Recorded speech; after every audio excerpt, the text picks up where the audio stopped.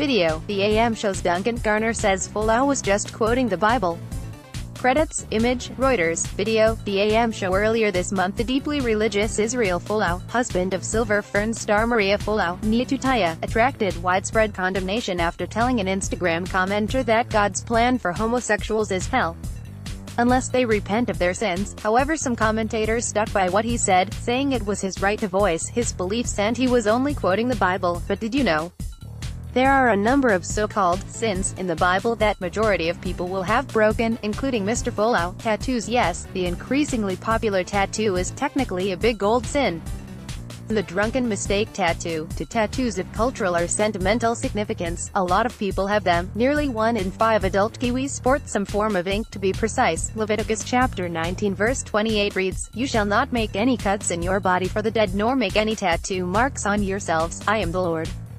Even devout Christian Mr. Folau has a couple of tattoos of his own, so there are a lot of sinners going straight to hell for this one. Photo credit: File eating shellfish. All pescatarians, any seafood lovers, go straight to hell because you have broken a biggie. Leviticus chapter 11 verse 10 reads, "But whatever is in the seas and in the rivers that does not have fins and scales, among all the teeming life of the water, and among all the living creatures that are in the water, they are detestable thanks to you." Shellfish is loudly and clearly sounded out there, so you might want to reassess your weekend dinner plans if you were going to chow down on a big gold seafood platter or shrimp cocktail. They are absolutely off limits. Fortune telling: put your hand up if you like crystal ball gazing, or cracking open a fortune cookie from the Chinese takeaway down the road. Or are you guilty of reading your horoscope in a trashy magazine while waiting for the doctor, hairdresser, dentist? You're a sinner and you're going to hell for it. Leviticus chapter 19 verse 31 reads, "Do not turn to mediums or spiritists, do not seek them out to be defiled by them. I am the Lord your God." So you might say, what is the price I pay for this? Leviticus chapter 20 verse 6 tells you. The passage reads, "As for the person who turns to mediums and to spiritists, to play the harlot after them, I will also set my face against that person and will cut him off from among his people." Having a round haircut? Bye-bye hipsters, you're joining the Beatles in hell for this one, and or kids whose parents made them endure the unfortunate humiliation of a bowl cut. Leviticus chapter 19 verse 27 reads, "You shall not round off the side growth of your heads nor harm the edges of your beard."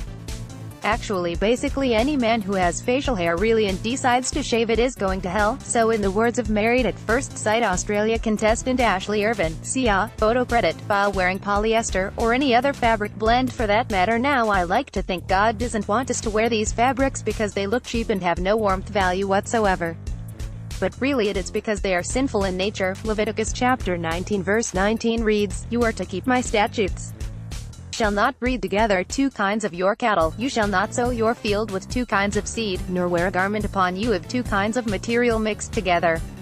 So every time you change into your Lycra spandex blend pants, striped tops and Nikes and head off to the gym, just remember, you are a walking, living, breathing sinner. Divorce: the Bible is quite clear on this one. There is to be no divorcing. Because when you marry, according to Mark chapter 10 verse 8, you are no longer 2, but 1 flesh. Mark chapter 10 verse 9 reads, "What therefore God has joined together, let no man separate." You are locked in, and if you break it there is hell to pay, which a few verses down the way is really reiterated. Mark chapter 10 verses 11 to 12, "And he said to them, Whoever divorces his wife and marries another woman commits adultery against her, and if she herself divorces her husband and marries another man, she is committing adultery. Your wife defending your life in a fight by grabbing your attacker's genitals." No joke. This is legit, and not 1 but 2 verses are actually denoted to this in Deuteronomy chapter 25 verses 11 to 12. If 2 men, a man and his countryman, are struggling together, and the wife of one comes near to deliver her husband from the hand of the one who is striking him, and puts out her hand and seizes his genitals, then you shall cut off her hand. You shall not show pity. I don't know how many times this situation would actually play out in real life, but ladies, if you have to resort to such measures, just remember the price to pay for sinning is losing your hand.